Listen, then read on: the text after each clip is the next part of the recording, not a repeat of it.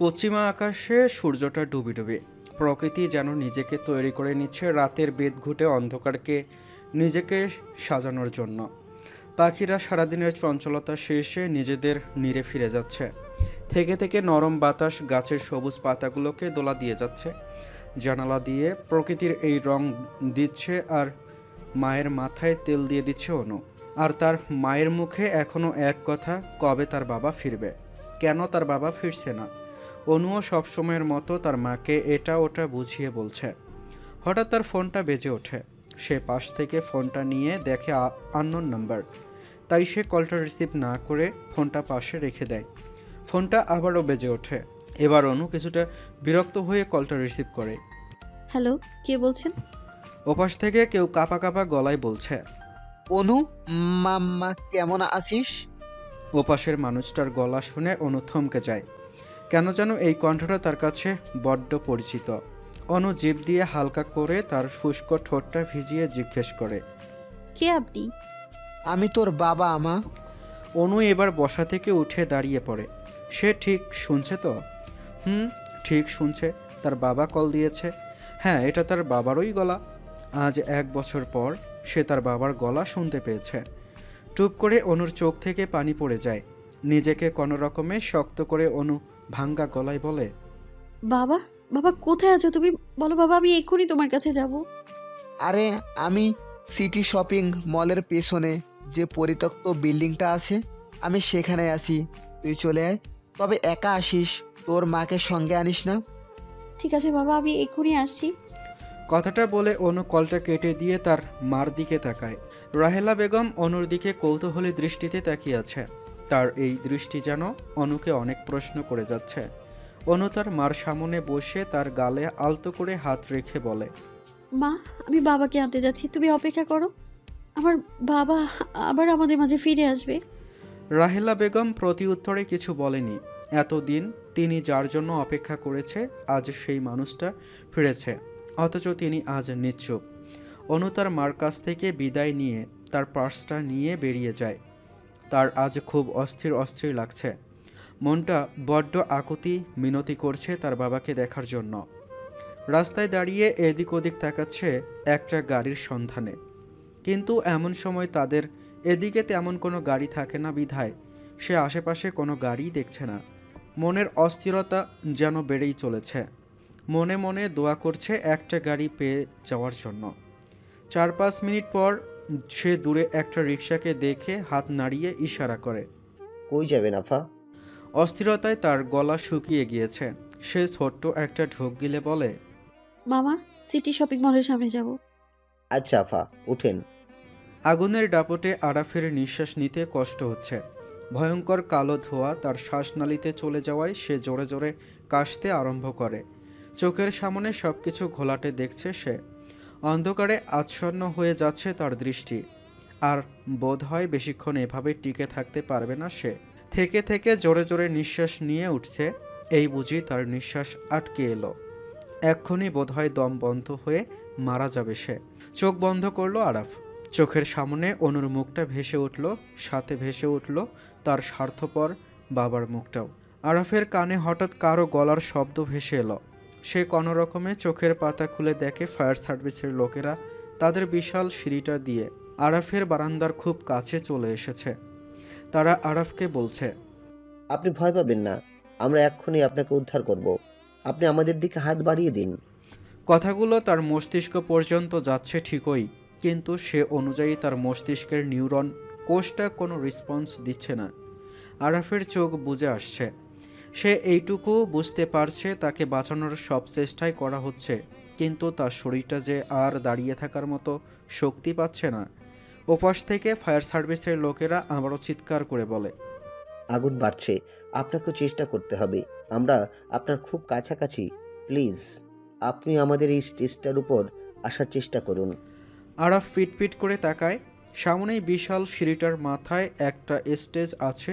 তাকে বাঁচতে হলে বারান্দার এই রেলিং টপকে এই স্টেজের ওপর দাঁড়াতে হবে। কিন্তু তার শরীরে যে বিন্দু মাত্র শক্তি নেই। তার মনে হচ্ছে পুরো শরীরটা যেন অবশ হয়ে গেছে। এখন চাইলেও সে তার শরীর নাড়াতে পারছে না। আরাফ চেষ্টা করছে না দেখে নিচ থেকে পিয়ে চিৎকার করে বলে, আরাফ, বাবা তুই চেষ্টা কর। বাবা, তুই হেরে যাস না। তোর পিয়ে যে তোর জন্য অপেক্ষা করছে। তোর পিয়ে এর কাছে ফিরে আয় বাবা। পিয়ের কথা শুনে আরাফ তার দিকে এক পলক তাকায়। সে ধীরে ধীরে এবার রেলিংয়ের খুব কাছে গিয়ে তার হাত বাড়িয়ে দেয়। ওপাশ থেকে একজন তার হাত ধরে আর অন্য একজন স্টেজটা যতটা সম্ভব বারান্দার খুব কাছে নিয়ে আসে। আরাফ এক পা তুলতেই সে ব্যালেন্স হারিয়ে আবার বারান্দায় পড়ে যায়। তা দেখে পারভেজ সাহেব চিৎকার করে ওঠে। আগুন আরাফের খুব কাছে। আরাফ বুঝতে পারছে তার আর বাঁচার কোনো উপায় নেই। তবুও একবার কী ভেবে সে উঠে দাঁড়ায়। সে আবারও চেষ্টা করতে থাকে বারান্দার রেলিং টপকানোর।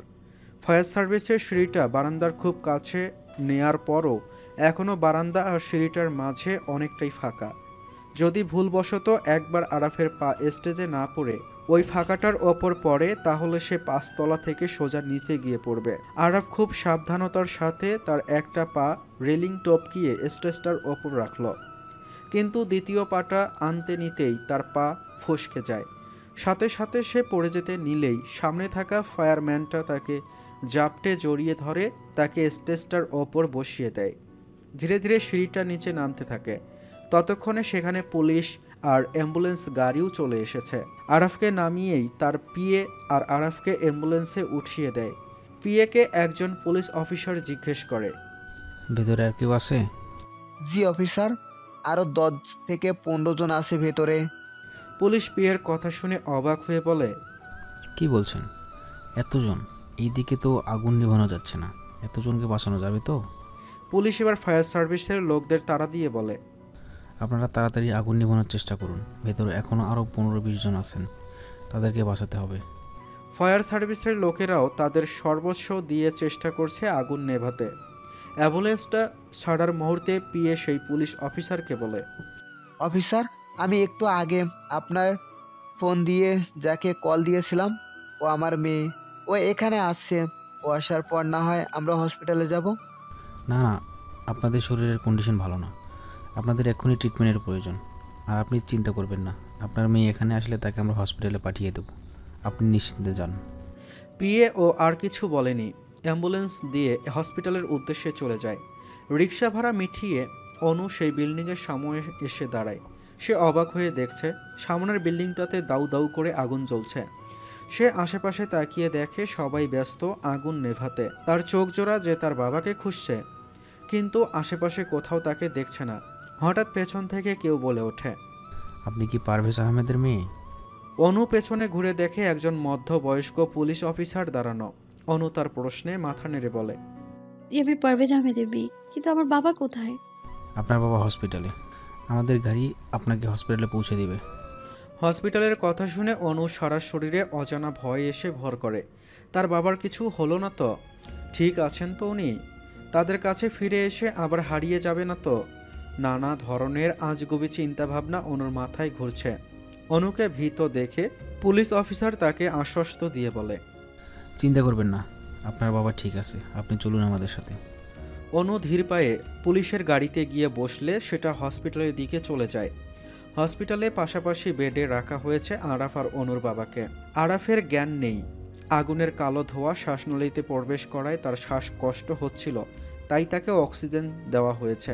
আরাফের হাত দুটো ব্যান্ডেজ করা।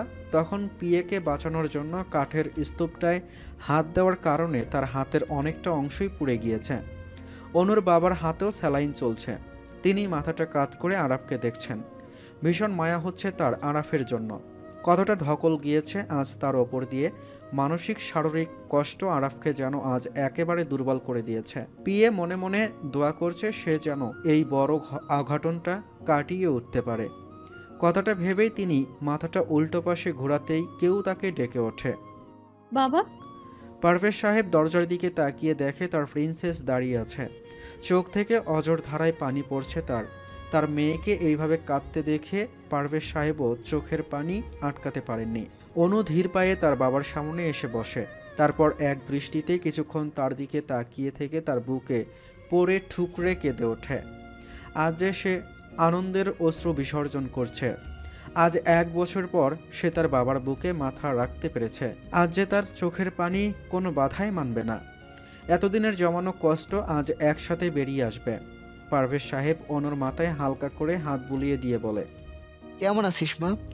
অনু মাথাটা তুলে সোজা হয়ে বসে, তারপর অশ্রুসিক্ত নয়নে বলে, তোমাকে ছাড়া তোমার মেয়ে কি করে ভালো থাকতে পারে বলো? একটুও ভালো ছিলাম না বাবা, না আমি না মা। মা তো রীতিমতো অসুস্থ হয়ে পড়ে তুমি হারিয়ে যাওয়ার পর।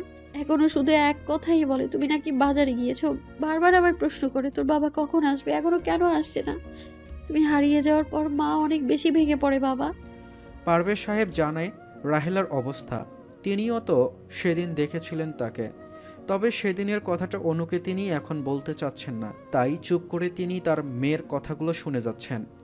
অনু আবার প্রশ্ন করে, তুমি কোথায় ছিলে এতদিন বাবা? অনুর প্রশ্নে পারভেজ সাহেব অপ্রস্তুত হয়ে পড়ে। কি উত্তর দেবে এই প্রশ্নের? পারভেজ সাহেব কোনোভাবেই চায় না অনুর কাছে এটা বলতে যে এতদিন তাকে আরাফ আটকে রেখেছিল। আর তারপর তার বাবা। আরাফের কোনো দোষ নেই, সে ইচ্ছে করে কিছুই করেনি, তাই তার ওপর পারভেজ সাহেবের কোনো অভিযোগ নেই। তাই তিনি গম্ভীর গলায় বলে, কিছু খারাপ লোক আমাকে আটকে রেখেছিল মা। অনু করুণ চোখে জিজ্ঞেস করে। কেন বাবা? পারভেজ সাহেব ছোট্ট একটা নিঃশ্বাস ছেড়ে বলে, কারণ আমি ওই লোকগুলোর খারাপ কাজের কথা জেনে গিয়েছিলাম, তাই ওদের সাবধান করেছিলাম যেন এইসব অন্যায় কাজ বন্ধ করে, নাহলে আমি সব কিছু পুলিশকে বলে দিব। আর ওরা সেই ভয়ে আমাকে এতদিন আটকে রেখেছিল।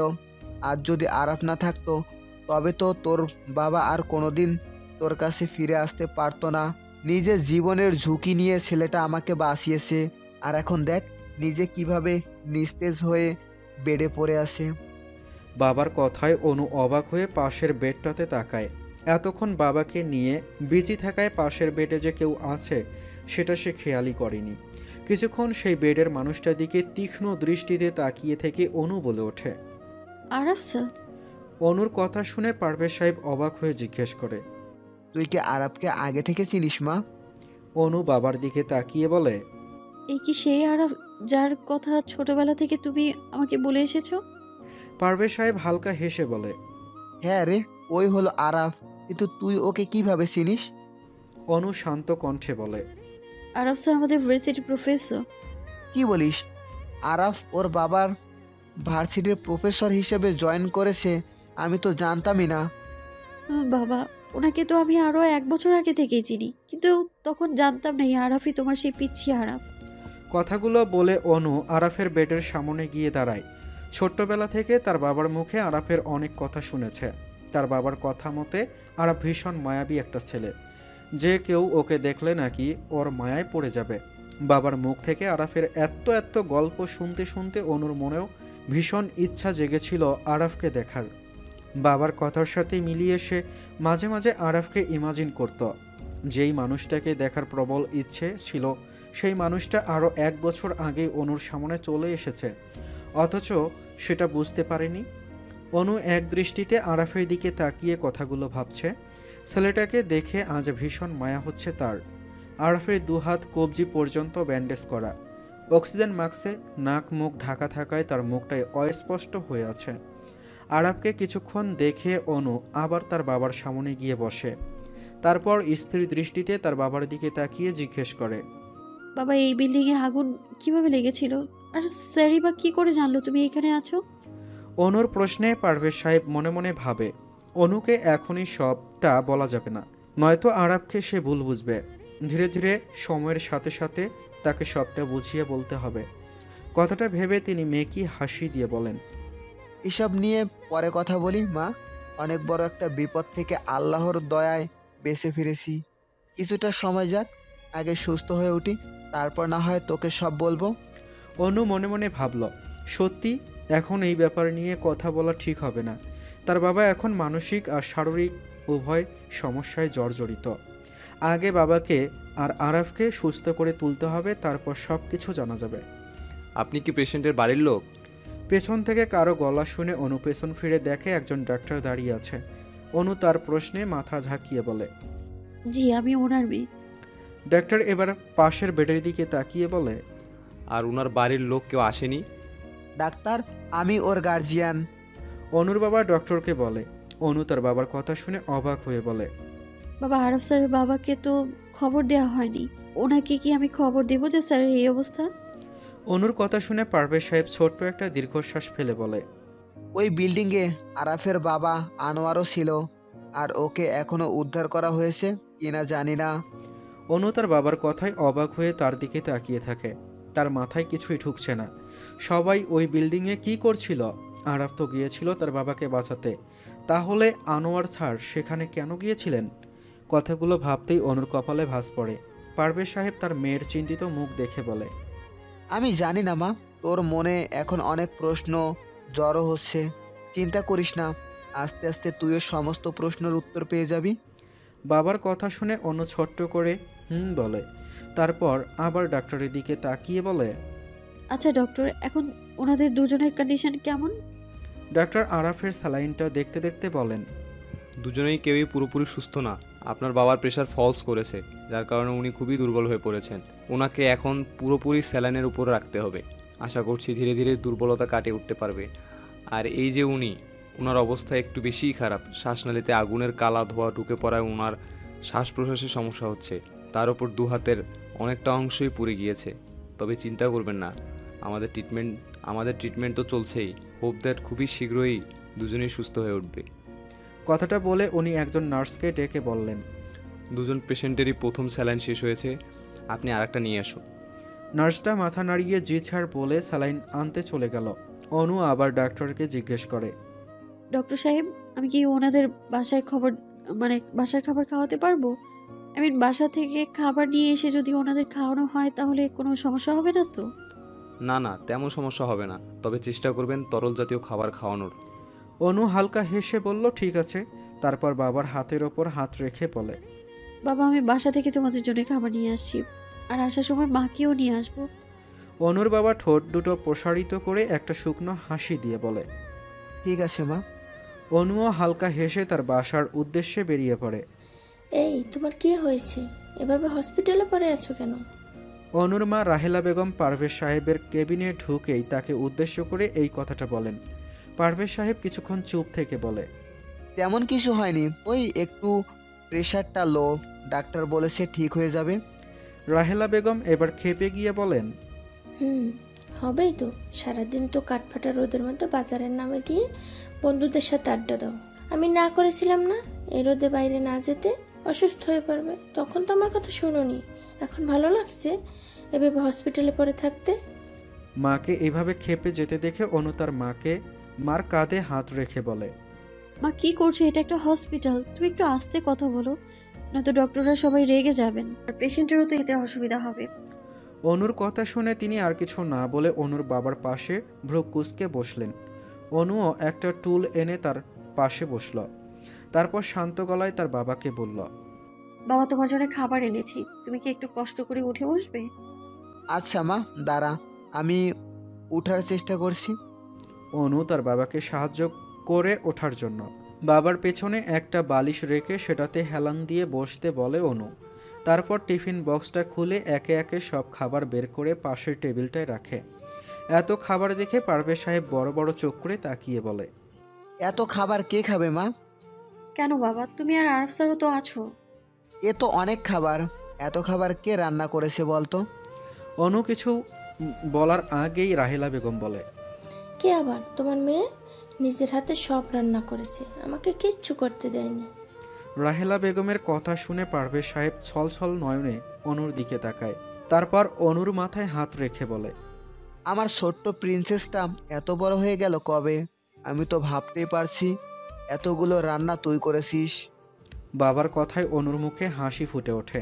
সে উৎফুল্ল হয়ে বলে, হ্যাঁ বাবা, তুমি যাওয়ার পর মা অসুস্থ হয়ে পড়ে, তাই মায়ের পক্ষে তো আর রান্নাবান্না করা সম্ভব ছিল না, তাই তখন থেকে আমিই সবকিছু শিখে নিয়েছি। অনুর কথা শুনে পারভেজ সাহেবের চোখ থেকে টুফ করে পানি পড়ে, কিন্তু কেউ দেখার আগেই তিনি তা হাতের উল্টো পিঠ দিয়ে মুছে ফেলে। এই তার ছোট্ট মেয়েটা, যে কিনা রান্নার ভয়ে রান্নাঘরের আশেপাশে দিয়েও যেত না, সে আজ এত রান্না পারে। পারভেজ সাহেবের মনে আছে একবার অনু ফুটন্ত তেলে চিপস ভাজতে গিয়ে হাত পুড়িয়ে ফেলেছিল। সে যে কি কান্না! আর তখন থেকেই ওর মনে রান্নার প্রতি ভয় জন্মে গিয়েছিল। কিন্তু সেই মেয়ে পরিস্থিতির শিকারে পড়ে এখন পুরো রান্নাটাকেই আয়ত্ত করে নিয়েছে। কথাগুলো ভেবেই হালকা হাসেন তিনি। নিজ হাতে তার বাবাকে খাইয়ে দেয় অনু।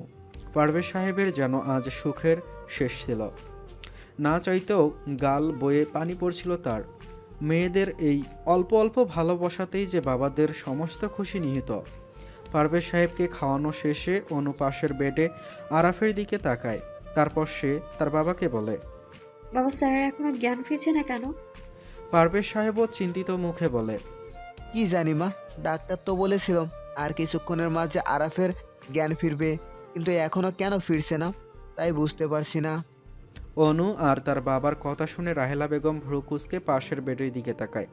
তারপর পারভেজ সাহেবকে জিজ্ঞেস করে। এই ছেলেটা কে? পারভেজ সাহেব থমথমে গলায় বলে, আরাফ, মনে আছে আরাফের কথা? আমাকে যে পিয়ে বলে ডাকতো। রাহেলা বেগম হেসে বলে। কি বলো, সেই ছোট্ট রাপাজ কত বড় হয়েছে। তারপর আবার হঠাৎ মুখটা মলিন করে বলে, কিন্তু ওর কি হয়েছে?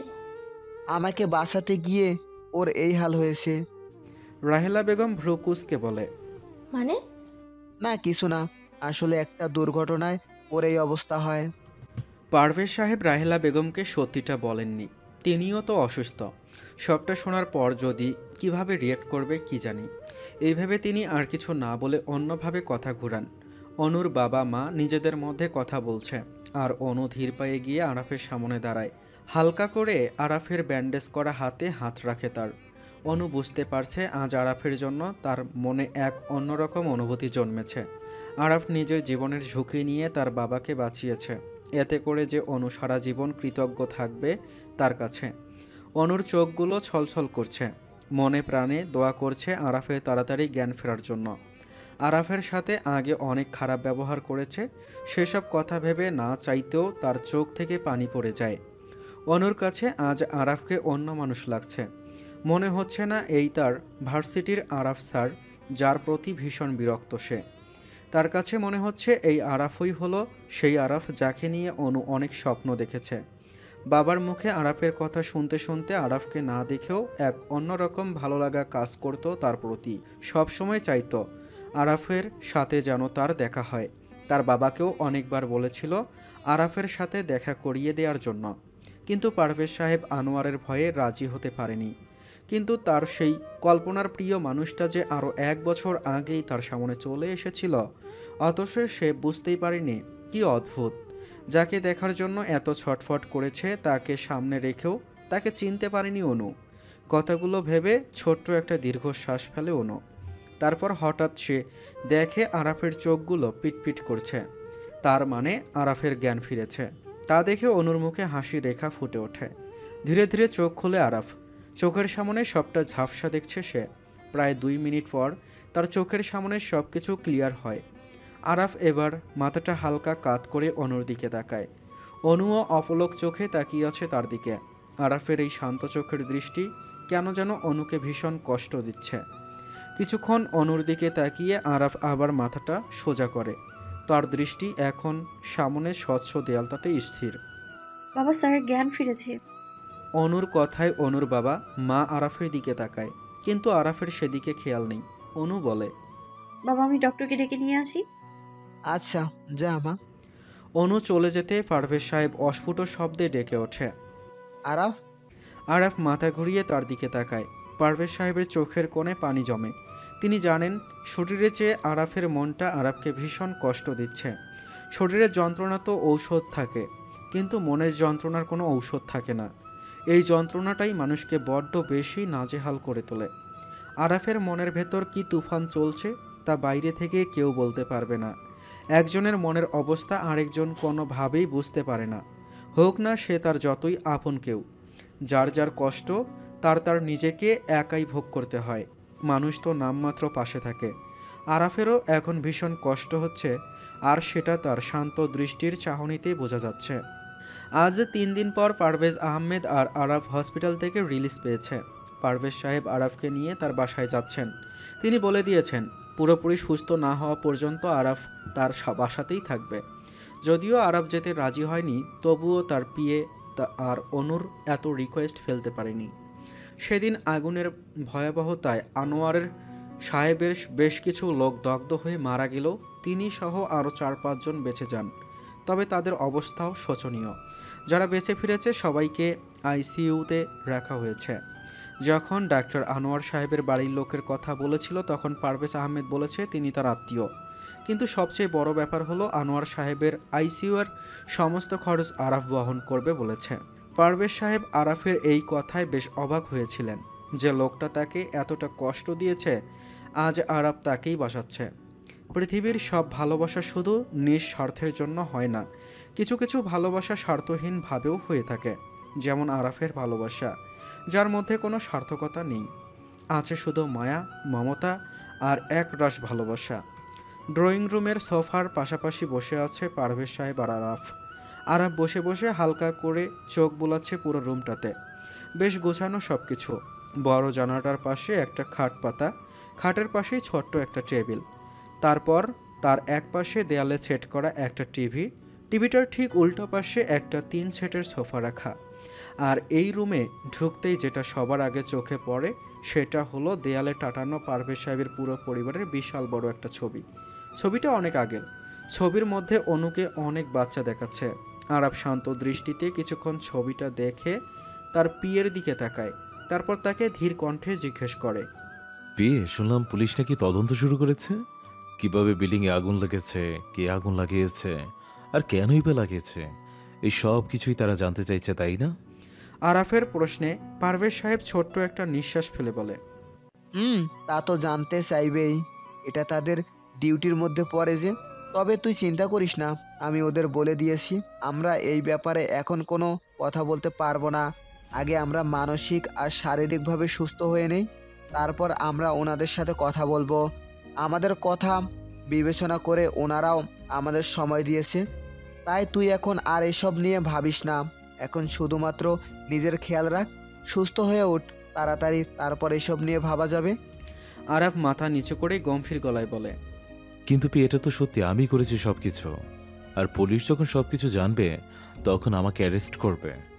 আরাফের কথা শুনে পিয়ে উদ্বিগ্ন গলায় বলে, একদম না, তুই কোনো ভুল করিসনি, আমি তোর কিছু হতে দেব না, আমি সামলাবো সবটা, তোর এইসব নিয়ে ভাবতে হবে না। আরাফ আর চোখে তার পিয়ের মুখটা একবার দেখে। ওনার চোখে মুখে আরাফের প্রতি ভীষণ রকম মায়াটা গাঢ়ভাবে ফুটে উঠেছে। আরাফকে তিনি আর কোনো কষ্ট পেতে দিবেন না, তিনি তার সর্বোচ্চ শক্তি দিয়ে তাকে আগলে রাখবে। মনে মনে এসব কিছু ভেবে আরাফের মাথায় হাত বুলালেন তিনি। আরাফও কিছু বলছে না, শুধু মাথা নিচু করে ধীরে ধীরে নিঃশ্বাস ফেলে যাচ্ছে। বাবা স্যার, রুম রেডি। অনুর গলার আওয়াজে দরজার দিকে তাকায় দুজন। অনু মুখে একটা মিষ্টি হাসি দিয়ে দরজার সামনে দাঁড়িয়ে আছে। আরাফ অপলক চোখে তাকিয়ে আছে তার দিকে। হঠাৎ পারভেজ সাহেবের কথায় ধ্যান ভাঙে তার, আর সঙ্গে সঙ্গে সে চোখ নামিয়ে ফেলে। পারভেজ সাহেব আরাফের হাত ধরে বলে, চল বাবা, আমাদের ছোট্ট বাসায় ছোট্ট একটা রুমে তোর থাকার ব্যবস্থা করেছি। হয়তোবা আমাদের এই রুমটা তোর রুমের মতো এত বিশাল না, তবে তুই চিন্তা করিস না, রুমটা বেশ আরামদায়ক। পিয়ের কথায় আরাফের কপালে ভাঁজ পড়ে। কিছু বলতে গিয়েও চুপ হয়ে যায় সে। আরাফের কাছে রুমটা ভীষণ পছন্দ হয়েছে। সাধারণের মধ্যে অসাধারণ বলে একটা জিনিস আছে, তাই না? এই রুমটার মধ্যে বেশ ব্যাপকভাবে ফুটে উঠেছে। রুমের মধ্যে একটা সিঙ্গেল খাট পাতা, আর তার ঠিক মাথার ওপরে ছোট্ট একটা জানালা, আর সেই জানালা খুললে দক্ষিণা বাতাস ছেয়ে যাবে পুরো রুমে। খাটের পাশে একটা ছোট্ট বেড ক্যাবিনেট রাখা, তার উল্টো পাশে রাখা একটা বুক সেলফ। দূর থেকে দেখেই বোঝা যাচ্ছে অনেক রকম বই দিয়ে এটা সাজানো। বুক সেলফের ডান পাশেই রয়েছে ছোট্ট একটা ব্যালকনি। সব কিছু মিলিয়ে আরাফের কাছে রুমটাকে চমৎকার লাগছে। অনু পেছন থেকে ধীর কণ্ঠে বলে, স্যার, রুমটা আপনার পছন্দ হয়েছে? আপনার এখানে থাকতে কোনো অসুবিধা হবে না তো? আরাফ পেছনে ঘুরে এক পলক অনুর দিকে তাকিয়ে আবার সামনের দিকে ফিরে তারপর শান্ত কণ্ঠে বলে, খুব পছন্দ হয়েছে। আমার পছন্দটাই সাধারণ, আর এই সাধারণ রুমটাও আমার কাছে এই মুহূর্তে অসাধারণ লাগছে। আরাফের কথায় অনু পারে না লুঙ্গি ডান্স দেয়। অনু খুশিতে গদগদ হয়ে বলে, ঠিক আছে স্যার, আপনি ফ্রেশ হন, আমি আসছি। আরাফ, বাবা দেখ তো, এই জামাগুলো তোর পছন্দ হয় কিনা? আরাব পেছনে ঘুরে দেখে তার পিয়ে হাতে কিছু শপিং ব্যাগ নিয়ে দাঁড়িয়ে আছে। আরাব অবাক হয়ে জিজ্ঞেস করে, এগুলো কি পিয়ে? আসলে তোর জন্য কয়েকটা জামা আগে থেকে অনুকে দিয়ে কিনিয়ে রেখেছিলাম। এখন তো আর তুই তোর বাসায় গিয়ে তোর জামা কাপড় আনতে পারবি না, তাই আপাতত এগুলো পরে একদিন গিয়ে তুই তোর বাসা থেকে বেশ কিছু জামা কাপড় এখানে নিয়ে আসিস। পিয়ের কথায় আরাব ধীর পায়ে তার সামনে এসে দাঁড়ায়। তারপর করুণ কণ্ঠে বলে, তুমি আমার জন্য অনেক কিছু করেছো পিয়ে। তোমার এই ঋণ আমি কখনো শোধ করতে পারবো না। আর আমি ওই আনোয়ার মোহাম্মদের বাড়িতে কখনো ফিরে যাব না। কিন্তু পিয়ে, আমার নিজের ফ্ল্যাট আছে, আমি সেখানেই থাকতে পারবো। তাও কেন তুমি এত জোর করছো বলো তো? পারভেজ সাহেব আরাফের বাহুতে হালকা করে হাত রেখে বলে, বাবারে, আমি জানি নিজেকে চালানোর মতো ক্ষমতা তোর আছে। আর আমি এটাও জানি এই সময়ে আমি যদি তোকে একা ছেড়ে দেই তাহলে তুই কোনো ভুল সিদ্ধান্ত নিতেও দুবার ভাববি না। তোর মনের অবস্থা তা পুরোপুরি না বুঝতে পারলেও কিছুটা তো আন্দাজ করতে পারছি। এত বড় মানসিক আঘাত পেয়েছিস তুই, তার উপর শারীরিকভাবেও এত দুর্বল। তুই কি করে ভাবলি এই অবস্থায় তোকে আমি একা থাকতে দেব? তোর পিয়ে এখনো মারা যায়নি যে তার আরাফকে এতটা কষ্টে থাকতে হবে। আমাদের সাথে থাকলে তুই যে তোর সমস্ত কষ্ট ভুলে যেতে পারবি আমি তা বলছি না, তবে আমাদের সাথে থাকলে তুই কিছুটা হলেও ভালো থাকতে পারবি, যেটা তুই একা থাকলে কখনোই পারবি না। আর বাকি রইল তোর ঋণ পরিশোধের কথা, সেটা না হয় আমি সময় মতো আদায় করে নিব। কথাটা বলেই আরাফ হাতে থাকা শপিং ব্যাগগুলো দিয়ে রুম থেকে বেরিয়ে যান পারভেজ সাহেব। আর তার যাওয়ার দিকে একদৃষ্টিতে তাকিয়ে থাকে আরাফ। বারান্দায় দাঁড়িয়ে গুনগুন করে গান গাইছে আর জ্যোৎস্না বিলাস করছে অনু। বাইরের ফুরফুরে বাতাসে তার মনটাও আজ ভীষণ ফুরফুরে। সে চোখ বন্ধ করে জোরে একটা শ্বাস নিয়ে আকাশের দিকে তাকায়। হাজার হাজার তারার মাঝে এক বিশাল চাঁদ উঠেছে আকাশে। তার কাছে এই মুহূর্তে আকাশটাকে ভয়ঙ্কর সুন্দর লাগছে, যেই সৌন্দর্যের কোনো ব্যাখ্যা নেই। অনু আকাশ থেকে চোখ নামিয়ে সামনে থাকা কৃষ্ণচূড়া গাছটার দিকে তাকায়। এই গাছটার মধ্যে কেমন যেন একটা মাদকতা আছে, আর আজ এই চারটার আলোয় এর মাদকতা যেন আরও বেড়ে গিয়েছে। কৃষ্ণচূড়া গাছের রক্তিম ফুলগুলো যেন বারবার অনুকে তাদের কাছে ডাকছে। মনে হচ্ছে তারা অনুকে তাদের এই রক্তিম লালের মাঝে ডুবিয়ে দিতে চায়। অনুও যে চায় ডুবে যেতে, হারিয়ে যেতে চায় এই রক্তিমের মাদকতায়। প্রকৃতির ভয়ঙ্কর নেশা যখন ভীষণ রকমভাবে ধীরে ধীরে অনুর মস্তিষ্ককে গ্রাস করতে থাকে, তখনই সে নেশা ভাঙতে অনুর ফোনটা বেজে ওঠে। অনু চোখ মুখ কুঁচকে পেছনের দিকে তাকায়। এই মুহূর্তে তো তার এই প্রাণের প্রিয় ফোনটাকেও আছাড় মেরে ভেঙে ফেলতে ইচ্ছে করছে। সে একরাশ বিরক্তি নিয়ে রুমের ভেতর যায়। ফোনের দিকে তাকাতেই সে দেখে মেসেঞ্জারে তার ফ্রেন্ডের গ্রুপ থেকে কল এসেছে। অনু বিরক্তি নিয়ে কলটা তোলে। বল। দোস্ত, এসব কি শুনছি? আঙ্কেল নাকি ফিরে এসেছে, আর আঙ্কেলকে নাকি আমাদের আরাফ স্যার বাঁচিয়েছে। আর সিটি মলটার পেছনের বিল্ডিংটাতে নাকি আগুন লেগেছিল, আর তাতে নাকি আমাদের প্রিন্সিপাল সহ অনেক মানুষ দগ্ধ হয়েছে, অনেকে নাকি মারাও গিয়েছে। এসব কি সত্যি দোস্ত? ওদের কথা শুনে অনু দাঁতে দাঁত চেপে বলে, কিরে রিহান, তুই চুপ আছিস কেন? তোর কি কোনো প্রশ্ন নেই? শুনলাম রিহান স্যার নাকি তোদের পাশে আছে, সত্যি নাকি? আর আমাদের একটু প্রথম থেকে সবটা বলতো, আমরা তো কিছুই বুঝতে পারছি না। কাল ভার্সিটিতে আসার পর সব বলবো, এখন ফোন রাখ, আল্লাহ হাফেজ। কথাটা বলে অনু কল কেটে দিয়ে আবার বারান্দায় চলে যায়। এত সুন্দর মুহূর্তটা এই হনুমানগুলোর সাথে আজাইরা কথা বলে কাটাতে চায় না সে, তাই আবার বারান্দায় এসে সে তার মাদকতার মাঝে ডুবে যায়। ঘুমের মধ্যে অনুর মনে হচ্ছে কেউ যেন তাকে গভীর মনোযোগ দিয়ে দেখছে। বেশ অস্বস্তিকর লাগছে তার, কিন্তু গভীর ঘুমের কারণে চোখের পাতাও খুলতে পারছে না সে। মুখের ওপর কারো গরম নিঃশ্বাস অনুভব করতে পারছে অনু। মনে হচ্ছে কেউ যেন তার ওপর ঝুঁকে পড়ে তাকে দেখেই যাচ্ছে। সেই গরম নিঃশ্বাসটা তার চোখে মুখে ভীষণভাবে আঁচড়ে পড়ছে। এবার যেন অনুর অস্বস্তিটা আরও বেড়ে গিয়েছে। পিট করে চোখগুলো খোলার চেষ্টা করছে সে, কিন্তু ঘুমের কারণে চোখের পল্লব বেশ ভারী হয়ে আছে, যার ফলে সে খুলতে পারছে না। হঠাৎ তার মনে হলো সে তার কপালে খুব গভীরভাবে কোমল কিছু স্পর্শ পেয়েছে, আর এর ফলে তার পুরো শরীরে একরকম শিহরণ দিয়ে উঠল। এবার অনু আর না পেরে তাড়াতাড়ি তার চোখের পাতা খোলে। প্রথমে চোখের সামনে সব কিছু ঘোলাটে মনে হলো, পরক্ষণে ধীরে ধীরে সব ধোঁয়াশা কেটে যায়। অনু পুরো রুমে চোখ বুলাচ্ছে কেউ আছে কিনা। কেন যেন একটু আগে কারো অস্তিত্ব এই রুমে টের পেয়েছে সে। অনু দরজার দিকে তাকিয়ে দেখে সেটা আগের মতোই হালকা চাপানো। অনু দরজা খুলেই ঘুমায়, দরজা আটকিয়ে হাতটা কপালে ছোঁয়ায়। তার কাছে মনে হচ্ছে কেউ যেন তাকে ঘুমের মধ্যে গভীরভাবে কপালে ভালোবাসার পরশ দিয়েছে। পরক্ষণে সে ভাবে, না না, এসব কিছু তার ভুল ধারণা। সে নিশ্চয়ই গভীর ঘুমে স্বপ্ন দেখছিল। এটা স্বপ্ন ছাড়া আর কিছুই না। কথাটা ভেবেই আবার শুয়ে পড়ে সে। সকালে সূর্যের নরম আলোটা তির্যকভাবে আরাফের মুখে পড়তেই পিট পিট করে চোখ খোলে সে। বড় করে একটা হাই তুলে উঠে বসে। কিছু একটা ভেবে আনমনেই আরাফের ঠোঁটের কোণে হাসি ফুটে ওঠে, কিন্তু পরক্ষণে হাসিটাকে অগ্রাহ্য করে সে উঠে ওয়াশরুমে চলে যায়। হাতে এক কাপ গরম গরম কফি নিয়ে আরাফের দরজার সামনে গিয়ে নক করে অনু। কিন্তু কয়েকবার নক করেও কোনো সাড়া শব্দ না পেয়ে সে রুমের ভেতরে ঢুকে পড়ে। রুমে গিয়ে দেখে আরাফ রুমে নেই। ওয়াশরুম থেকে পানির আওয়াজ পেতেই অনু বুঝতে পারে আরাফ ওয়াশরুমে। তাই অনু কফিটা আরাফের বেডের পাশে বেড ক্যাবিনেটটার ওপর রেখে রুম থেকে বেরিয়ে যায়। নাস্তার টেবিলে সবাই বসে নাস্তা করলেও অনু সেখানে নেই। ব্যাপারটা কিছুক্ষণ যাবৎ খেয়াল করে আরাফ। অনুকে অনেকক্ষণ যাবৎ দেখতে না পেয়ে সে পিএকে জিজ্ঞেস করে, পিয়ে অনু কোথায়? ওকে দেখছি না যে।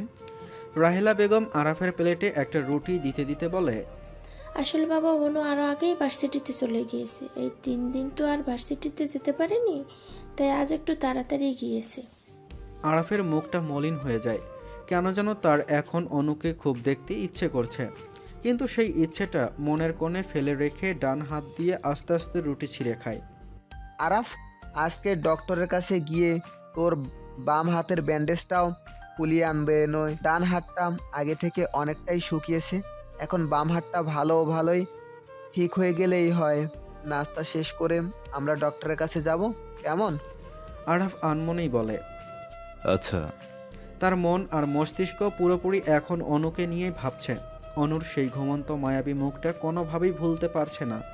অনুর ওই ঘুমন্ত মুখটা যে আরাফকে আরও পাগল করে তুলেছে। অনুর মায়ায় যে আরাফ পুরোপুরি নিজেকে জড়িয়ে ফেলেছে সেটা সে বেশ বুঝতে পারছে। এই মায়ায় যে সে সারা জীবন থাকতে চায়, কিন্তু তা কি অনু কখনো বুঝবে? ক্যান্টিনে বসে কফি খাচ্ছে অনু, আর তার ঠিক সামনে তিহা, রুমি আর রিহান গলগল চোখে তাকিয়ে আছে তার দিকে। তাদের তাকানোর স্টাইল দেখে মনে হচ্ছে অনু কোনো ভিন গ্রহের প্রাণী। অনুর চোখে মুখে বিরক্তির ভাবটা স্পষ্ট। সে কফি খাওয়া শেষ করে একরাশ বিরক্ত নিয়ে তাদের দিকে প্রশ্ন ছুড়ে, কি সমস্যা? আমার দিকে এমনভাবে কেন তাকিয়ে আছিস যেন আমি একটা এলিয়েন? অনুর কথায় রিহান একটু নড়ে চড়ে বসে, তারপর শান্ত কণ্ঠে বলে, তুই না বলেছিলি ভার্সিটি এসে সবকিছু বলবি? তো এবার বল, আর কত ওয়েট করব? রিহানের কথার অনু বিরক্ত ভাবটা আরও স্পষ্ট হয়। সে ভ্রু কুঁচকে বলে, বলছি তো, এত উতলা হওয়ার কি আছে? তবে হ্যাঁ, আমার বলার মাঝখানে কেউ কোনো প্রশ্ন করবি না, আর আমি নিজেই সবটা জানাবো। মানে জানি না এখনো, বাবা যতটুকু বলেছে আমিও ততটুকুই বলতে পারবো, এর বেশি কিছুই না। রুমি উদ্বিগ্ন কণ্ঠে বলে ওঠে, আরে দোস্ত, যা জানোস বলতে থাক, আমরা আর অপেক্ষা করতে পারছি না। অনু ছোট্ট একটা নিঃশ্বাস নিয়ে বলে, আচ্ছা, তোরা সবাই জানিস যে আমার বাবা 1 বছর যাবৎ মিসিং ছিল, আর অনেক খোঁজাখুঁজির পরেও ওনার কোনো হদিস পাওয়া যায়নি। বাবার মুখে শুনেছি বাবাকে কিছু খারাপ লোক নিজেদের স্বার্থ সিদ্ধির জন্য নাকি 1 বছর আটকে রেখেছিল, কিন্তু তারা কে বা কারা সেই ব্যাপারে বাবা আমায় কিছুই বলেনি। আর বাবাকে ওই খারাপ লোকদের থেকে আরব স্যারই উদ্ধার করেছে। আরব স্যার বাবাকে ছোটবেলা থেকেই চেনে। বাবাকে তিনি পিয়ে বলে ডাকেন, কিন্তু দুঃখের ব্যাপার আমি তাকে চিনতামই না। বাবার মুখে আরব স্যারের অনেক কথা শুনেছিলাম, কিন্তু বুঝতে পারিনি বাবার বলা সেই আরাফ আমাদের ভার্সিটির আরব স্যার। আরব স্যার কি করে বাবাকে উদ্ধার করলো তাও আমি জানি না। এখন আরো একটা রহস্য আছে। বাবাকে যে বিল্ডিং এ আটকে রাখা হয়েছিল সেই বিল্ডিং এ আমাদের প্রিন্সিপাল স্যারও ছিলেন, আর সেদিনের আগুনে স্যারের অবস্থা খুব খারাপ হয়ে পড়ে, কিন্তু উনি সেখানে কি করছিলেন আমি সেটাই বুঝতে পারছি না। বাবাও খুলে বলছে না। সবটা কেমন যেন একটা রহস্যে ঘেরা। অনুর কথা শুনে তিনজনই চরম অবাক। রুমি বড় বড় চোখ করে বলে, তাহলে দোস্ত, আরব স্যারের কি হবে? ওনার বাবার যে এই অবস্থা।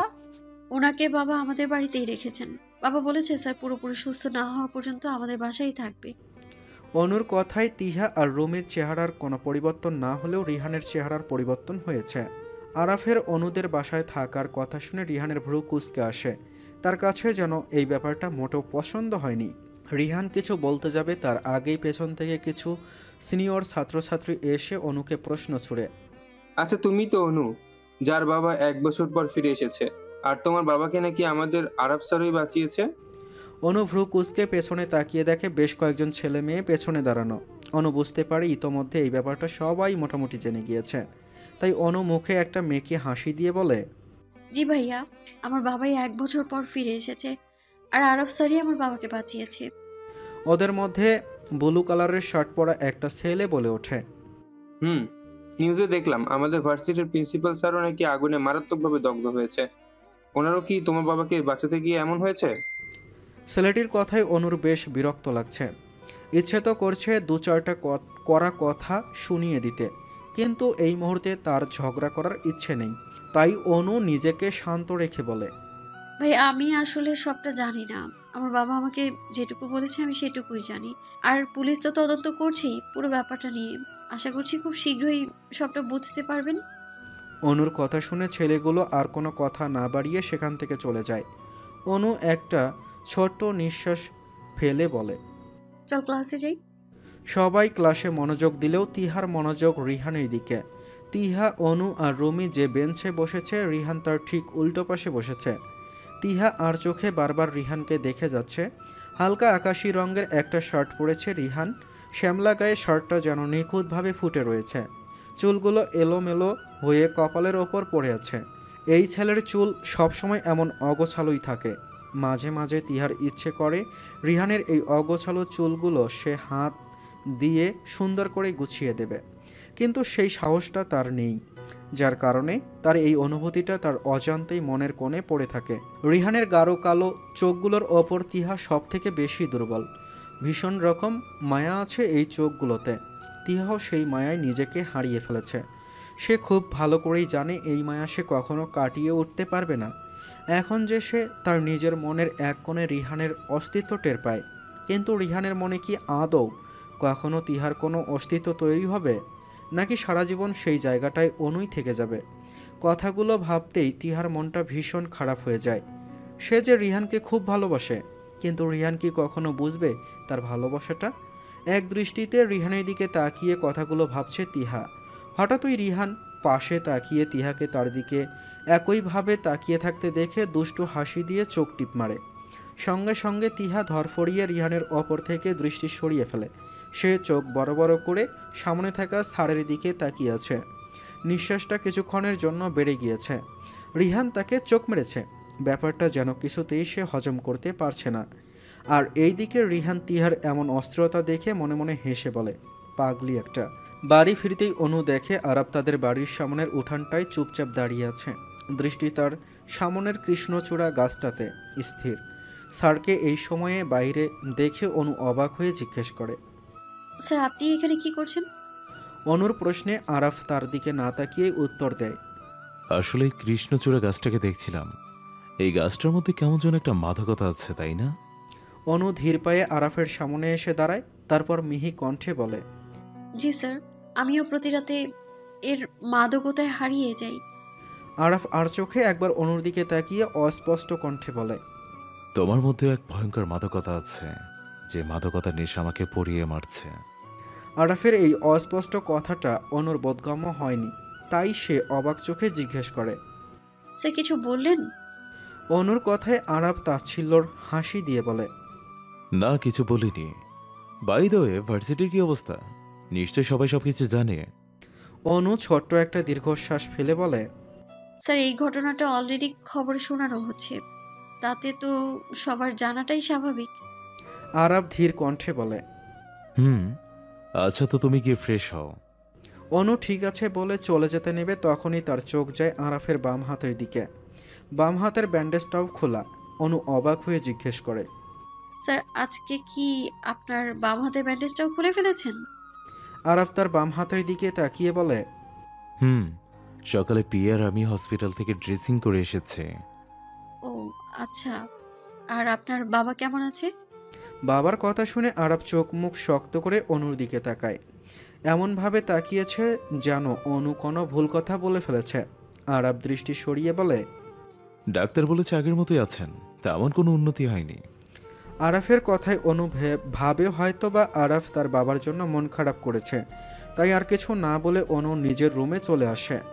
সন্ধ্যার দিকে অনু তার বাবার মার রুমে সোফার ওপর পায়ের ওপর পা তুলে বসে বসে শিনশ্যান দেখছে, আর থেকে থেকে সে হাসিতে লুটিয়ে পড়ছে। অনুর বাবা একটু বাইরে গিয়েছে, এতদিন পর ফিরেছে, তাই তিনি তার বন্ধুদের সাথে দেখা করতে গিয়েছেন। আর অনুর মা রান্নাঘরে চা বানাচ্ছে। পারভেজ সাহেব ফিরে আসার পর থেকে রাহেলা বেগম পুরোপুরি সুস্থ হয়ে ওঠেন। এখন উনি আবার ওনার স্বাভাবিক জীবনে ফিরে গিয়েছেন। যে মানুষটার জন্য পুরো পৃথিবীটা এতদিন অন্ধকারে ছিল, সেই মানুষটা ফিরে আসায় তাদের পরিবারটা আবারও সজীব হয়ে উঠেছে। বেশ কিছুক্ষণ যাবৎ ভ্রু কুঁচকে অনুর কাণ্ডগুলো খেয়াল করছে আরাফ। এত বড় একটা মেয়ে কিনা এখনও এভাবে কার্টুন দেখে হাসতে হাসতে গড়াগড়ি খাচ্ছে। ব্যাপারটা আরাফের কাছে বেশ বিরক্তকর, তাই সে একবার গম্ভীর গলায় ডাক দেয়, অনু। কিন্তু অনুর তো সেদিকে খেয়াল নেই। সে তো নিজের মতো পা দুলাচ্ছে আর কার্টুন দেখছে। আরাফ আরও কয়েকবার অনুকে ডাকে, কিন্তু তাতেও কোনো কাজ হচ্ছে না দেখে আরাফ ছো মেরে অনুর হাত থেকে টিভির রিমোটটা নিয়ে টিভিটা অফ করে দেয়। অনু বিরক্ত নিয়ে পাশে তাকাতেই আরাফকে দেখে ধরফড়িয়ে উঠে সোজা হয়ে দাঁড়ায়। তারপর দাঁত কেলিয়ে জিজ্ঞেস করে, স্যার টিভি কেন অফ করলেন? আরাফ বিরক্তি নিয়ে বলে, আমার তো জানা ছিল না অনু তুমি এত বড় বাচ্চা। আরাফের কথায় অনুর ভ্রুযুগল হালকা কুঁচকে যায়। সে আরাফকে জিজ্ঞেস করে, কেন স্যার, কি হয়েছে? আরাফ সোফায় বসতে বসতে বলে, এই যে এভাবে কার্টুন থেকে হাসিতে গড়াগড়ি খাচ্ছ, এমন তো 4-5 বছরের বাচ্চারা করে। আমার তো তোমাকে দেখে কোনো দিক দিয়ে 4-5 বছরের বাচ্চা বলে মনে হচ্ছে না। অনু ভ্রু কুঁচকে বলে, কার্টুন দেখতে হলে যে বাচ্চা হতে হয় সেটা আপনাকে কে বলেছে? কার্টুন যে কোনো বয়সী মানুষই দেখতে পারে। অনুর কথায় আরাফ হালকা হেসে বলে, দুদিন আমাদের বাচ্চাদের কোলে নিয়ে একসাথে বসে কার্টুন দেখো। তো আমি বলতে গিয়েও থেমে যায় অনু। আরাফ কি বলল? আমাদের বাচ্চা? আমাদের বাচ্চা মানে কি? আরাফও বুঝতে পারে সে মুখ ফসকে ভুল কথা বলে ফেলেছে, তাই সে কথা কাটানোর জন্য হালকা কাশি দিয়ে বলে, যাও অনু, এখন কে পড়তে বসো। অনু এখনও অবাক চোখে আরাফের দিকে তাকিয়ে আছে। তার মাথায় এখনও যেন এই আমাদের বাচ্চা কথাটা ঢুকছে না। অনুকে এভাবে তাকিয়ে থাকতে দেখে আরাফ এবার কিছুটা কঠোর হয়ে বলে, কি হলো, কি বললাম বুঝুনি? পড়তে বসো গিয়ে, গো। লাস্টের কথাটা একটু জোরে বলায় অনু কিছুটা ভয় পেয়ে যায়, তাই সে মাথা নিচু করে চুপচাপ নিজের রুমে চলে যায়। অনু যেতেই আরাফ স্বস্তির নিঃশ্বাস ফেলে। বই খুলে বসেও অনু একটা কথাই ভাবছে, আমাদের বাচ্চা। এই আমাদের বাচ্চা বলতে আরাফ কাদের বাচ্চার কথা বলেছে তা কিছুতেই বুঝতে পারছে না অনু। তার ছোট্ট মস্তিষ্কতা এত বড় কথাটা বিশ্লেষণ করতে পারছে না, তাই সে এক প্রকার বিরক্ত হয়ে পড়ায় মন দেয়। আমি তোমাকে ভালোবাসি অনু। এসব কি বলছেন আপনি আরাফ স্যার? ঠিকই বলছি, সত্যি আমি তোমাকে ভালোবাসি, ভীষণ ভালোবাসি তোমায়। ঘুম থেকে ধরফড়িয়ে উঠে বসে অনু। এটা কি স্বপ্ন দেখলো সে? আরাফ স্যার তাকে প্রপোজ করেছে? কি অদ্ভুত স্বপ্ন রে বাবা। অনু বড় বড় কয়েকটা নিঃশ্বাস নেয়। মনে মনে ভাবছে সে আরাফ স্যারকে নিয়ে একটু বেশি ভাবছে, তাই এমন উল্টাপাল্টা স্বপ্ন দেখছে। অনু ছোট্ট একটা নিঃশ্বাস ফেলে আর কিছু না ভেবে ওয়াশরুমে চলে যায়। আনমনেই ভোরের দিকে স্বপ্নের কথা ভাবছে অনু। আচ্ছা, আরাফ যদি কখনো সত্যি তাকে প্রপোজ করে? পরক্ষণেই আবার ভাবে, না না, আরাফ স্যার তাকে কেন প্রপোজ করবে? সে তো আর তাকে ভালোবাসে না। এটা শুধুমাত্র তার একটা স্বপ্ন ছিল, এর থেকে বেশি কিছু না। কথাগুলো ভাবছে আর আরাফের জন্য কফি বানাচ্ছে অনু। কফি বানানো শেষ। কফির গ্লাসটা হাতে নিয়ে আনমনে আরাফের রুমে ঢুকে পড়ে সে। দরজায় নক করার কথা নিদারুণভাবে ভুলে গেছে।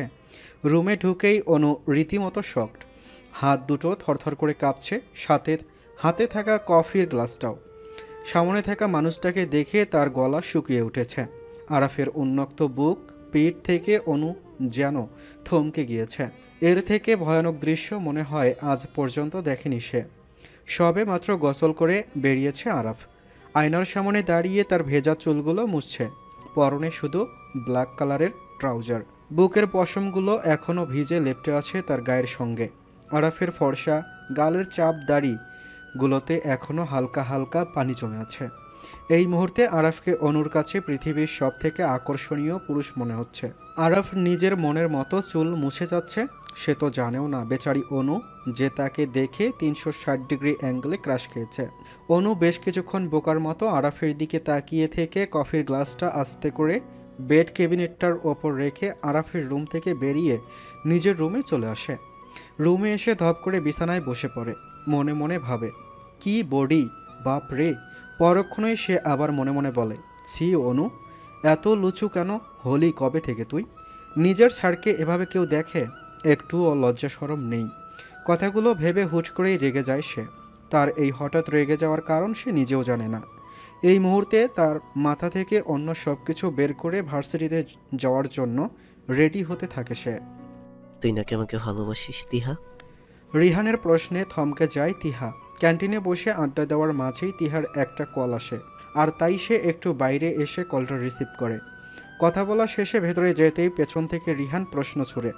তিহা অবাক চোখে পেছনে ফিরে দেখে রিহান বুকের ওপর হাত ভাঁজ করে তীক্ষ্ণ দৃষ্টিতে তার দিকে তাকিয়ে আছে। রিহানের প্রশ্নে কি জবাব দেবে তা তার জানা নেই। সে তো ভাবছে রিহান সব কিছু জানলো কী করে।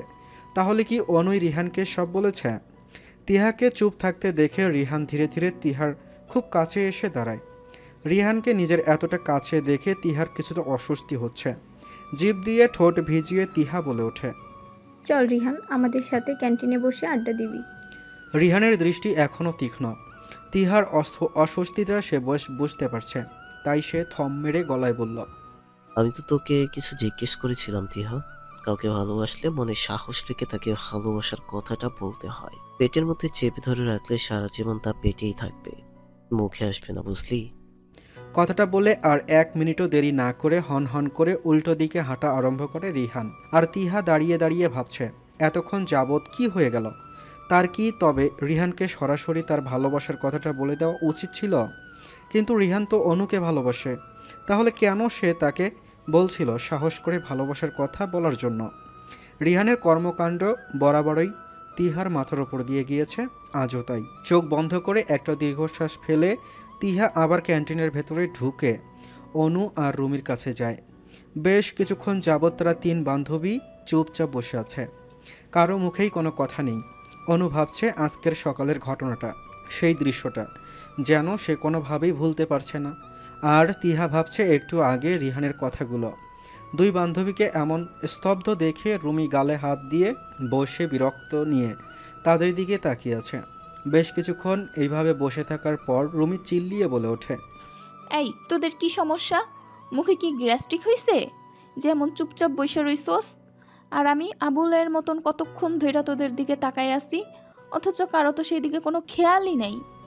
রুমির কথায় ধ্যান ভাঙ্গে অনু আর তিহার। তারা একজন আরেকজনের দিকে তাকিয়ে ভাবে, সত্যি তো, এতক্ষণ ধরে হুদাই কেন তারা নীরবতা পালন করছে?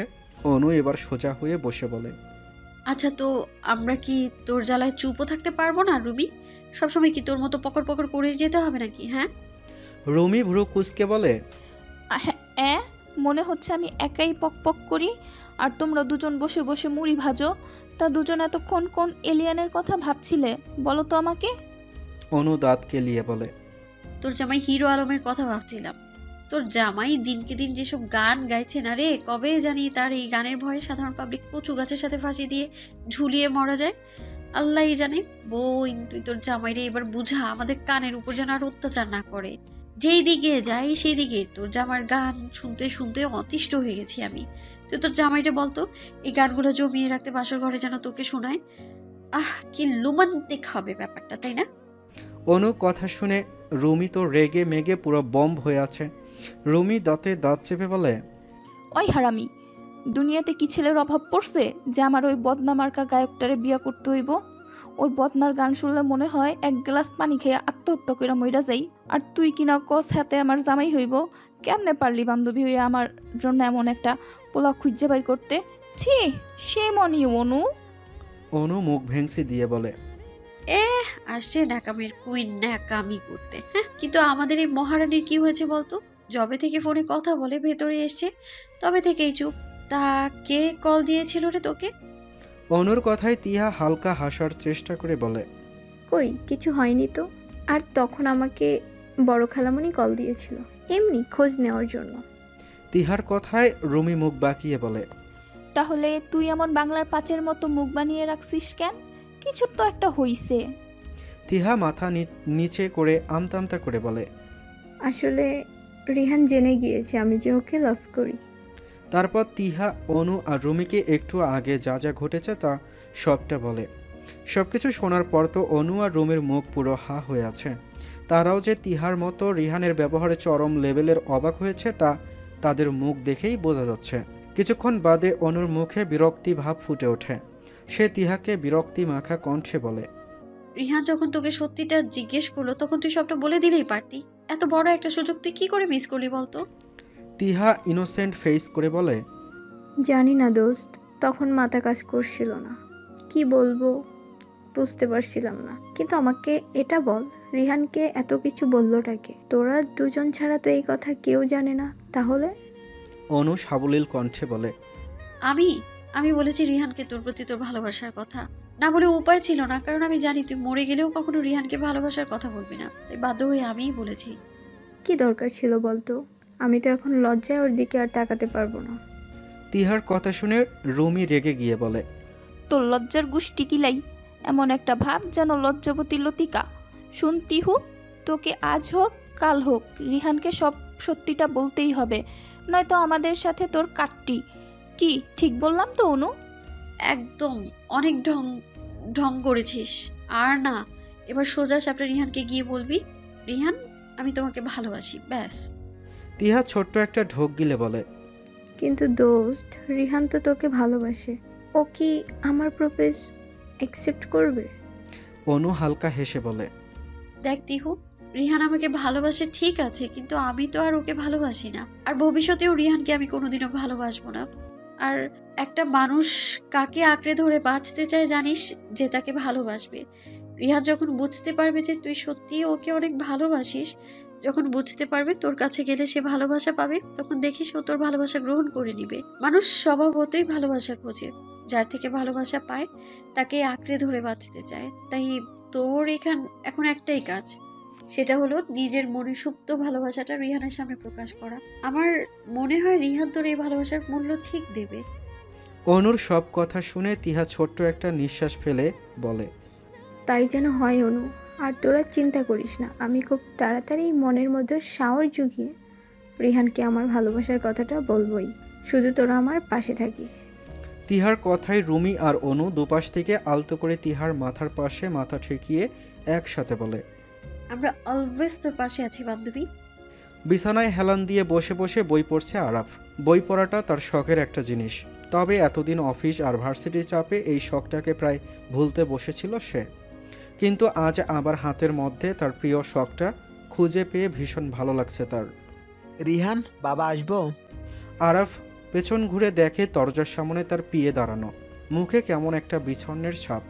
পিয়েকে দেখে আরাফ বইটা পাশে রেখে উঠে দাঁড়ায়, তারপর হালকা হেসে বলে, এসো না পিয়ে, অনুমতি নেওয়ার কি আছে?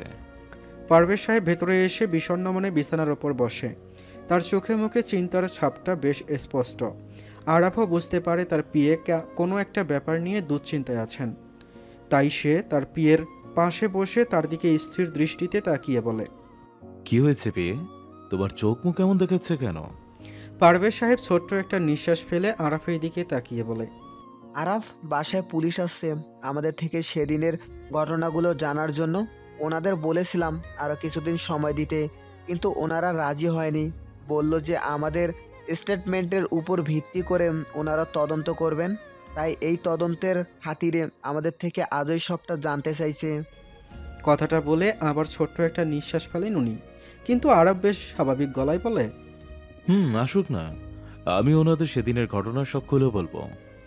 আরাফের কথায় ভ্রুযুগল কুঁচকে আসে পারভেজ সাহেবের।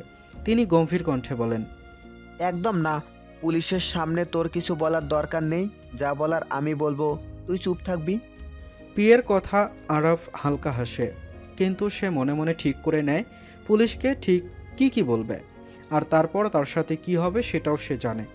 কিন্তু কিছু করার নেই, সত্যিটা তো বলতেই হবে।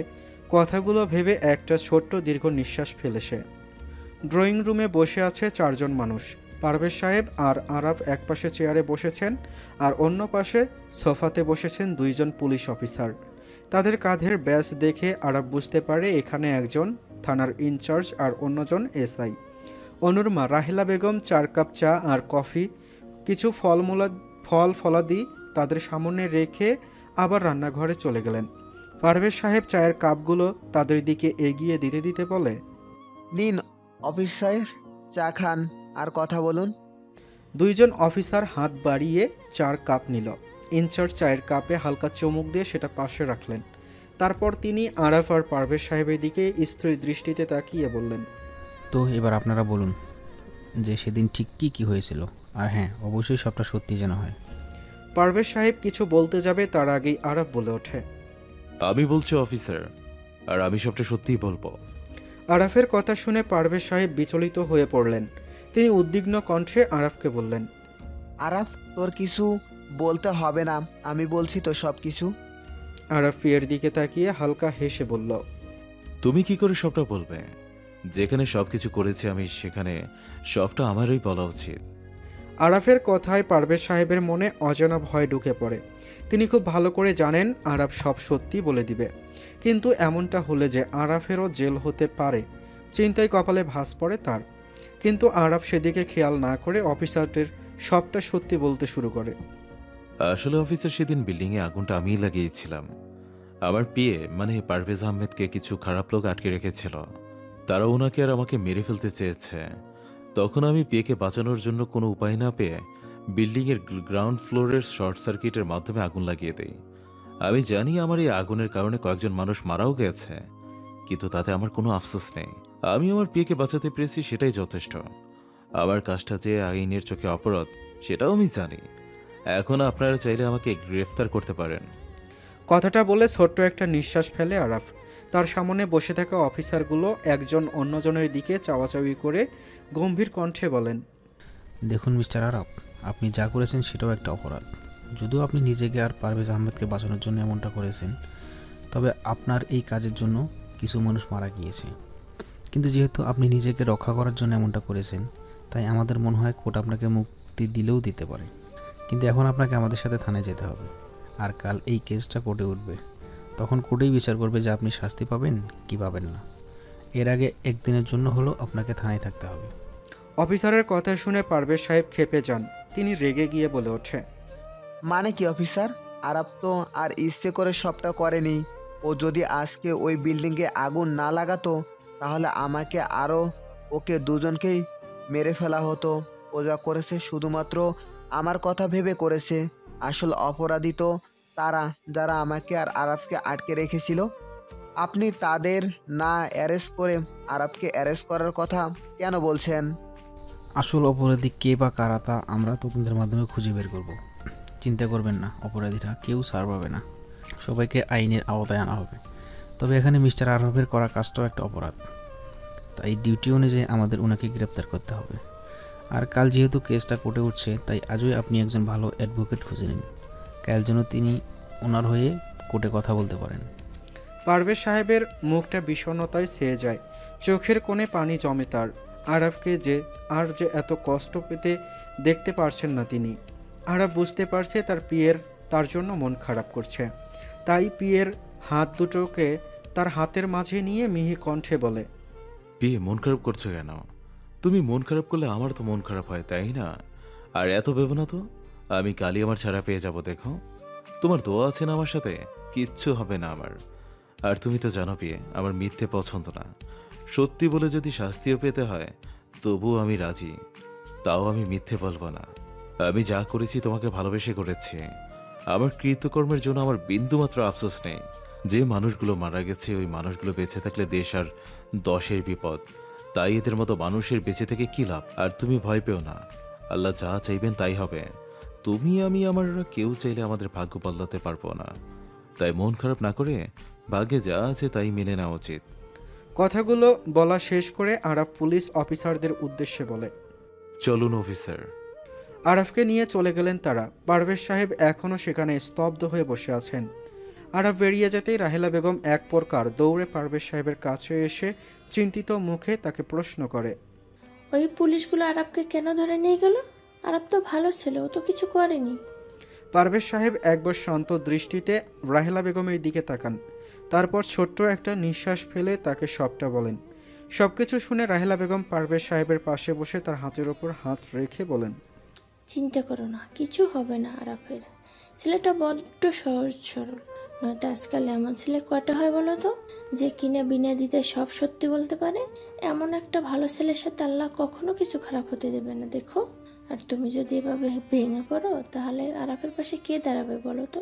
এই মুহূর্তে যে ওর তোমাকে খুব প্রয়োজন, তাই তোমার এখন এভাবে ভেঙে না পড়ে কিভাবে আরাফকে বাঁচানো যায় সেটাই ভাবতে হবে। রাহেলা বেগমের কথায় পারভেজ সাহেব উপলব্ধি করতে পারে যে এখন মন খারাপ করে চুপচাপ বসে থাকলে চলবে না, কিছু একটা করতে হবে। তাকে বাঁচাতে গিয়েই তো একটার পর একটা বিপদে পড়েছে আরাপ, তাই এখন তাকেই কিছু একটা করতে হবে। কথাগুলো ভেবে পারভেজ সাহেব রাহেলা বেগমকে বলে কোথাও একটা বেরিয়ে গেলেন। ভার্সিটি থেকে এসে সোজা নিজের রুমে চলে যায় অনু। ফ্রেশ হয়ে এসে সে আরাফের রুমের দরজার সামনে গিয়ে দাঁড়ায়।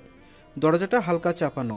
অনু দরজার ফাঁক দিয়ে একটু উকিঝুঁকি মারছে আরাফকে দেখার জন্য, কিন্তু বেশ কিছুক্ষণ যাবৎ এত উকিঝুঁকি মেরেও সে আরাফকে দেখতে না পেয়ে আস্তে করে দরজাটা খোলে। তারপর দরজার ভেতর মাথাটা এগিয়ে রুমটা ভালো করে দেখে, না, আরাফ রুমের কোথাও নেই। আরাফকে দেখতে না পেয়ে অনুর ভ্রু যুগল কুঁচকে আসে। তারপর ধীরে ধীরে সে আরাফের ওয়াশরুমের দরজার সামনে গিয়ে দাঁড়ায়, কিন্তু ওয়াশরুমের দরজা তো বাইরের দিয়ে লাগানো, তার মানে ভেতরে কেউ নেই। অনু এবার বিরক্তি নিয়ে বারান্দার দিকে তাকায়, কিন্তু না, আরাফ সেখানেও নেই। অনু মনে মনে ভাবছে আরাফ কোথায় গেল। কিছু একটা ভেবে অনু তার বাবার রুমে যায়। বাবা আসবো? হ্যাঁ মা, আয়। অনু রুমে এসে দেখে তার বাবা মোবাইল কি একটা যেন দেখছে, আর তার মা আলমারির সামনে দাঁড়িয়ে কাপড় ভাঁজ করছে। অনু তার বাবার পাশে গিয়ে বসে, তারপর আমতা আমতা করে বলে, বাবা, আরব স্যার কোথায়? উনি কি বাইরে গিয়েছেন? আরাফের কথায় চোখ তুলে অনুর দিকে তাকান তিনি। চোখ থেকে চশমাটা খুলে ছোট্ট একটা দীর্ঘশ্বাস ফেলে বলেন, আরাফকে পুলিশে ধরে নিয়ে গেছে। অনু তার বাবার কথা শোনা মাত্র এক প্রকার চিৎকার দিয়ে বলে ওঠে, কি? পুলিশ ধরে নিয়ে গেছে মানে? কেন নিয়ে গেছে স্যার? কি করেছে? মেয়ের অস্থিরতা দেখে পারভেজ সাহেব আর রাহেলা বেগম একজন আরেকজনের মুখের দিকে তাকান। তাদের মুখেও বিষণ্ণ ভাবটা ফুটে ওঠে। পারভেজ সাহেব শান্ত কণ্ঠে বলেন, সেদিন ও বিল্ডিংয়ে আরাফে আগুন লাগিয়েছিল, আর সেটা শুধুমাত্র আমাকে বাঁচানোর জন্য। কিন্তু ওই আগুনে তো কিছু লোক মারা গিয়েছিল, আবার কয়েকজন হসপিটালে আইসিইউতে ভর্তি। আর আইনের দৃষ্টিতে এটা নাকি অপরাধ, আর সেই অপরাধে অপরাধী আরাফ, তাই পুলিশ ওকে ধরে নিয়ে গেছে। বাবার কথায় ছলছল নয়নে তার দিকে তাকায় অনু। তারপর সে ভাঙ্গা গলায় বলে, কিন্তু বাবা, আরব স্যার যা করেছে তোমাকে বাঁচানোর জন্য করেছে, তাহলে উনি কেন শাস্তি পাবে? শাস্তি তো পাবে ওই লোকেরা যারা তোমাকে আটকে রেখেছিল। আরব স্যার তো নির্দোষ, তুমি বলনি ওদেরকে? বলেছিলাম রে মা, কিন্তু ওনারা আমার কোনো কথাই শোনেননি। বলেছেন কাল কেসটা কোর্টে উঠবে, তখন যেন আরাফের পক্ষে একটা উকিল নিয়ে সেখানে হাজির হই। তুমি কি কোনো উকিলের সাথে কথা বলেছো? বলেছি, আর তিনি আরাফের হয়ে কেসটা লড়তে রাজি হয়েছেন। এখন আল্লাহর সহায় থাকলেই হয়, কালই যেন আমরা আরাফকে সারিয়ে আনতে পারি, সেই দোয়াই করছি। বাবা, স্যার কিছু করেনি, তাই স্যারের কোনো শাস্তিও হবে না। আমরা সবাই স্যারের পাশে দাঁড়াবো, কিচ্ছু হতে দেবো না স্যারের। অনুর কথা শুনে তার মাথায় হাত বুলিয়ে দেয় পারভেজ সাহেব, আর মনে মনে আরাফের মুক্তির জন্য আল্লাহর কাছে দোয়া করতে থাকেন।